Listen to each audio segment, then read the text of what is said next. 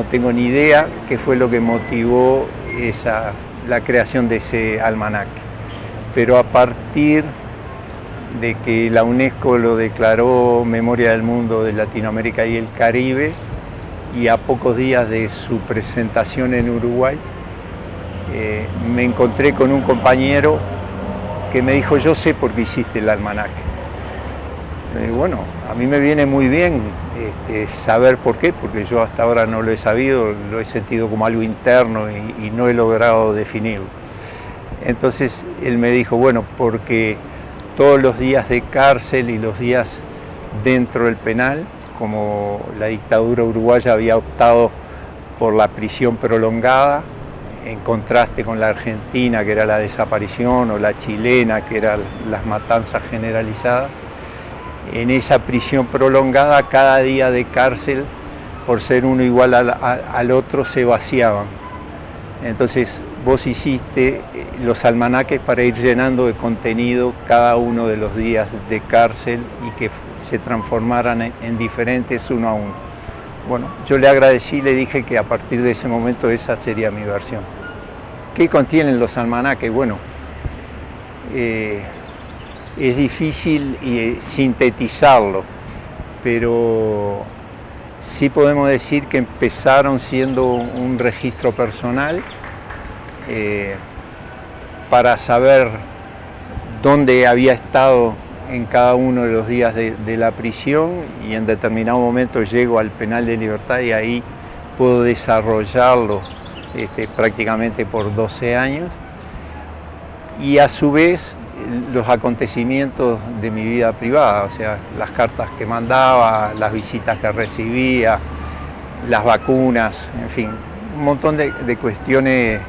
personales. Luego los acontecimientos de la cárcel, el alrededor de la cárcel se empiezan a meter y a influenciar en mí, en mi visión, y como resultado en las inscripciones en el propio almanaque. Una enfermedad, una muerte, compañeros que sacan del penal para torturarlos, todos esos hechos hacen que el almanaque se empiece a transformar y a darme mucho más trabajo, porque tenía que incorporar muchas más cosas en ese almanaque. Cuando pasa un tiempo, un año y medio, y en el medio de eso se da el golpe militar y la dirección del establecimiento, que es el penal de libertad, o sea, el establecimiento militar de reclusión número 1, se endurece,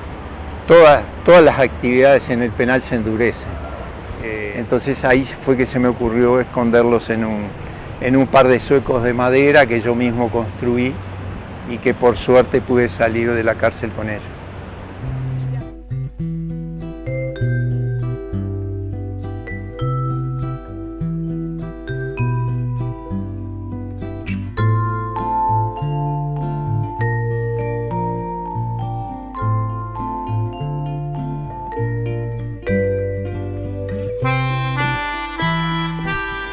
Empieza a transformarse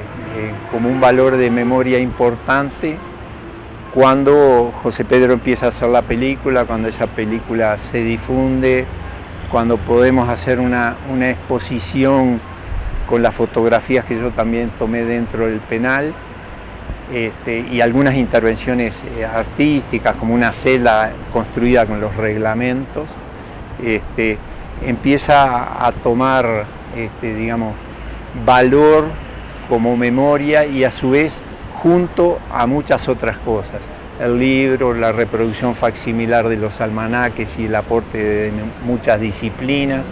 la película, y en el medio de eso la Secretaría de Derechos Humanos se interesa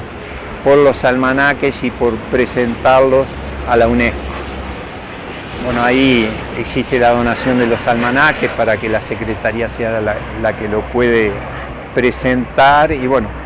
eso va tomando, digamos, forma y explota con la declaración de patrimonio.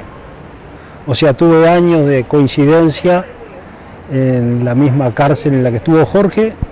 aunque por las normas de la propia cárcel no nos conocimos. nos conocimos 20 años después de haber salido de la cárcel. El penal de Libertad fue una cárcel donde pasó mucha gente y donde cada uno puede tener su visión de lo que pasó ahí, porque había una separación entre sectores y pisos del penal que era muy grande. Entonces puede haber tantos penales como presos, digamos, ¿no?, que pasaron por esa experiencia. Lo que me interesó a mí fue, al leer el libro de Vivir en Libertad, que asocié el ocultamiento, el registro clandestino de Jorge Iso durante años, lo asocié con un sonido que yo tenía registrado, que era el sonido que hacían los suecos.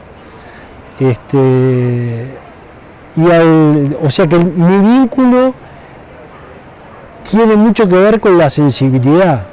con el tema de que me tocó una cosa, digo, esto, qué increíble que esto que yo guardo en la cabeza, este sonido de los suecos lo tengo presente, y en ese sonido estaba escondido,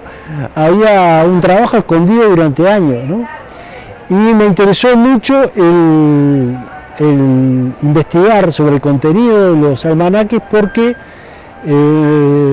percibí de que era una construcción absolutamente individual, o sea que tenía esa subjetividad que tiene la construcción que hace cualquier persona que está limitada por las condiciones en las que está viviendo, y que había sido realizado sin ninguna intención trascendental.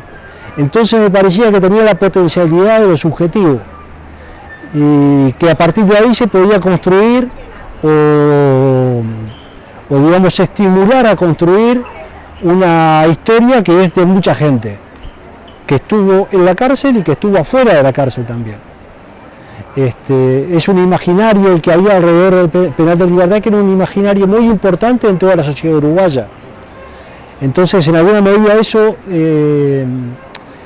esa potencialidad es algo que me pareció que había que destacar, y a partir de ahí fue construido el documental.